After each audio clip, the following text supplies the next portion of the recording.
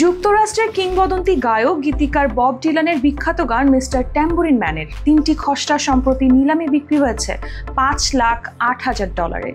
যুক্তরাষ্ট্রের টেনেসি অঙ্গরাজ্যের ন্যাশভিল শহরের একটি নিলামে গতকাল এই নিলাম অনুষ্ঠিত হয়।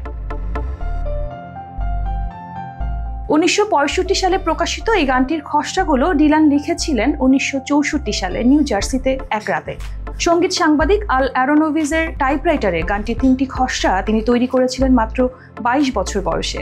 সকালে ঘুম থেকে উঠে অ্যারোনোভিজ তার বাসার আবর্জনা ঝুড়িতে এই গানটির খসড়া আবিষ্কার করেন। এই নিলামে ডিলানের 7টি শিল্পকর্ম ও স্মৃতিচিহ্ন তুলে ধরা হয়, যার মধ্যে উল্লেখযোগ্য সংখ্যক সংগ্রহ ছিল অ্যারোনোভিজের ব্যক্তিগত কালেকশন থেকে। নিলামে বব ডিলানের স্মৃতিচিহ্ন থেকে মোট $15 লাখ আয় হয়েছে। আয়োজক জুলিয়েন্স অকশনের নির্বাহী মার্টিন লোনান একে অসাধারণ বলে উল্লেখ করেছেন। ডিলানের ঐতিহাসিক কাজ এবং তার স্মৃতিশীলতার সাক্ষ্য হয়ে থাকা এই খসড়াগুলো সঙ্গীত প্রেমীদের মনে অনন্য জায়গা করে নিয়েছে।